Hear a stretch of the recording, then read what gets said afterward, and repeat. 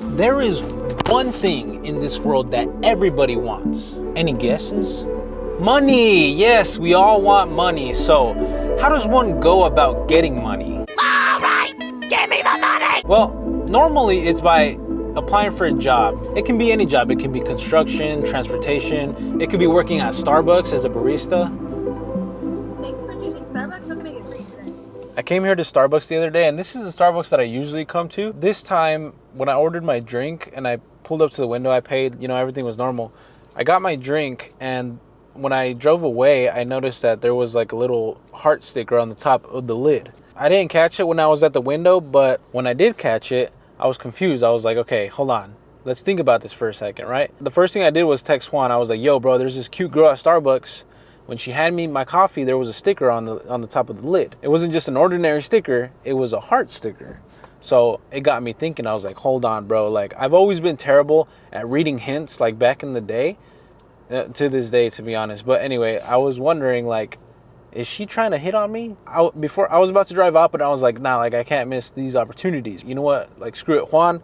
Coffee's on me, bro. Like, I got you. I went back into the drive-thru. I ordered like a black coffee. I don't know. Juan's weird. So I ordered a black coffee, drove up to the window, and now it was another girl. So I was like, damn, like, I missed my opportunity. But then I saw her in the back, and I was like, after I paid and everything, I was like, yo, can I actually like talk to that girl like back there? So then she kind of looked confused at me, and she goes and calls the friend. Thank you. Have a good one. Have a good one. So she comes over to the window, and this is when I was like, you know what, I gotta turn on my reads, right? I gotta turn my game on. So I was like, I just came back around because I noticed that there was a heart sticker on the top of my lid. Like, I couldn't ignore it. Oh shit, camera fell. So after I told her that I found the sticker, she just looked at me and she like kind of dropped her head like, I'm sorry, I have a boyfriend. And then I was like, okay, then why are you putting stickers on my freaking cup? Okay, I didn't really say that. So basically, I went back around. It literally just costed me $6 to get rejected. So, back when I lived in Arizona, I had a couple of friends. We all shared a dream of wanting more money. And we had a plan. We would get a job. We would work really hard, harder than anybody else. And then eventually, after like 2 to 4 years, we'd get a $3 promotion. That's like $240 every 2 weeks. Which is a lot. It was genius. All right, looking back at it now, it really wasn't genius. We were just so limited in our potential to strive for anything more than like a regular life.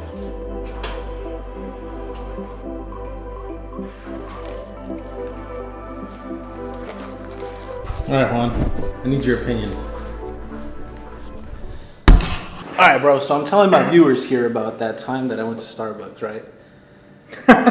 Still thinking about that?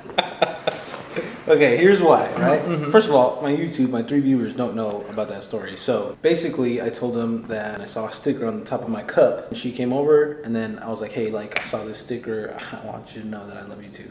And so love you too. She was like, I got a boyfriend. I was like, oh, well, obviously, like, we can't share you, so you got to choose right now. Anyway, so I go again today, right? Uh-oh, another sticker. I go again today. Usual order. I didn't know it was her. I kind of like could tell by the voice a little bit, and she probably knows my order at this point. And then I go to the window, and she's like, "Oh, sorry, like we made it in a venti cup, and I got a medium, and they made it in the large cup." Should I go back again? No. Dude, I ordered Jimmy John's today. They sent me 2 sandwiches instead of 1. They want you, bro. I When I moved to Texas, I took a huge leap of faith. I wasn't just hunting for another job, but instead I was chasing a vision, videography. So all those previous plans of getting a job and getting promoted just went right out the window. I didn't have any friends here, so the only person that I can share my dreams with were family, my brother. All right, bro, so hear me out, right? I go to Starbucks to get my coffee. And I don't know if you saw that story that I posted a while ago about this girl that was hitting on me. Yes. I go back today, I order my regular order, a medium iced blonde vanilla latte. And so I pull up to the window, it's the same chick, and I'm like, oh snap, it's her, right? She hands me my coffee and she's like, oh, we accidentally put it in a large cup instead of a medium. She wants me. I was just talking to Juan and he said that he doesn't think so. But what do you think? Do they have cameras in the drive-thru? Can they Yes. see you? Yes, they do. They can. They sure do. What's this girl's name? Me. Okay. All right. So you're in this situation. I'm gonna be you in this situation. You're gonna tell me how she responds to you. Okay. All right. Ready? Hi. Can I get iced vanilla latte, please? Okay, handsome. Oh yeah, dude. She wants you. All right, let's go. Oscar was the only real life example that I had of somebody actually taking control of their lives and not submitting to the idea that we had to work a 9-to-5 job for the rest of our lives. He'd been in Texas 2 years longer than me, and over that time, he's developed a lot of friendships. I, on the other hand, only had Oscar and his girlfriend Gabby. I didn't really go out of my way to meet new people. And that was mainly due to the fact that I considered myself to be more introverted. I didn't really go out on the weekends to go and party. I usually just stayed inside, played video games, watched a couple of movies, and that pretty much sums it up. But I liked having my alone time. The reason I moved to Texas in the first place was to help Oscar grow his social media platforms by making funny videos. Our main source of income was Instagram, Facebook, and TikTok. It was enough to support us for a while, but at some point, randomly, I don't know what happened, but they just stopped paying. Hey, what's up, gang? Luckily for me, Oscar had a business. It was an online fitness coaching business. And it was enough to keep a roof over our head, but it wasn't enough to keep the food on the table. Well, not for me at least. After social media stopped paying us, I burned through all my savings. I pulled out my retirement funds and burned through all of that. And then I acquired like $10,000 in debt. At this point, I was hungry. I was hungry both physically and mentally. I knew I had to do something about my situation, so I decided to enter the entrepreneur world. Entrepreneur. I got away with making mediocre videos for so long, and now that I was stepping into this new freelance videography world, I realized that I have a lot to learn. I used to see videographers and photographers that were at about the same level as me in terms of skill, and for some reason, they were getting their followers up, they were getting clients back to back to back, and some of the clients they got were some of the biggest names in the fitness industry. I didn't really understand how they were getting these clients, yet we had the same skill level. Over time, I was analyzing them and watching how they work and what they were doing. They were pretty much doing the same thing I was, but there was one thing that I noticed, and it was that they were actually talking to people.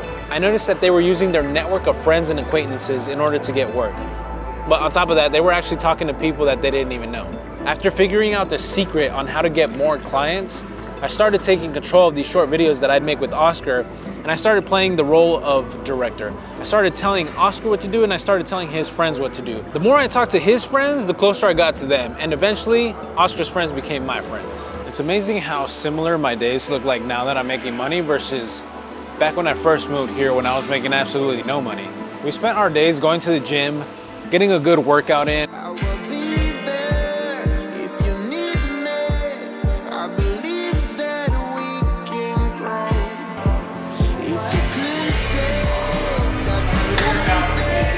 And once we finished with our workout, we would go sit together and brainstorm video ideas. Usually I come here in the morning, sit down, do some work, respond to clients, workout updates, all that kind of stuff.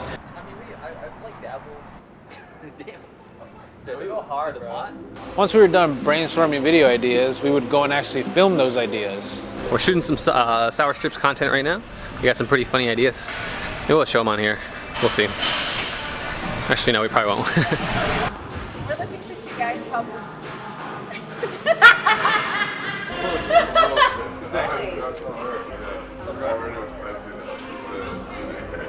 Did you notice any differences in the clips back then versus today? Back then, it was usually just me and Oscar, sometimes Gabby if she wasn't at work. But now in today's clips, you can see that there are more people involved in my day. And those are friendships that I've made along the way. I don't know how that rhymed, but man, it's about time I did something cool. Alright guys, this is my friend Shannon. How did we meet? Instagram. Oh my god, bro. His content, so fucking funny. Listen up. After weeks of filming with my new friends, I made them aware of my dreams to pursue videography, and they made me aware of their dreams too. I remember them telling me some of the goals that they've accomplished so far and how big their dreams actually were. And I was so impressed because I've never had friends at this caliber. The only person I knew that was in that range was my brother Oscar. They all wanted more out of their life and they had businesses of their own, and once in a while they'd ask me to shoot stuff for their business, and I was happy to do it, so I did it for free. I figured I could use this time to build my portfolio and support my friends' businesses.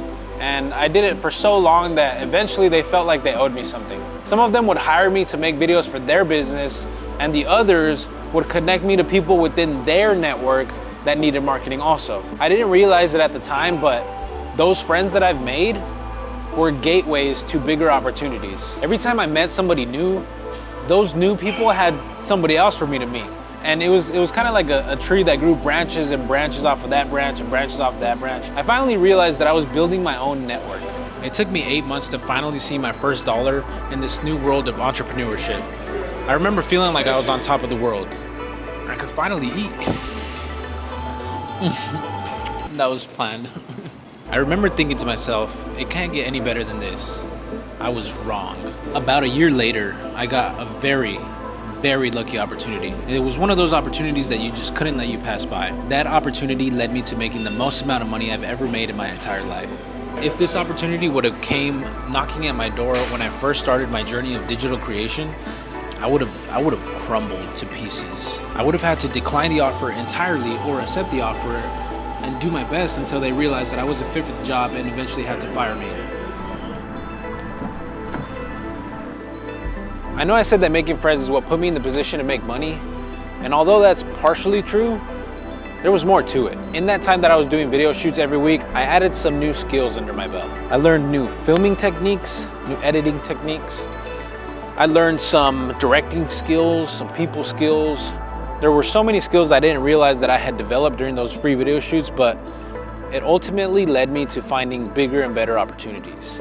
You don't get to control when these opportunities come.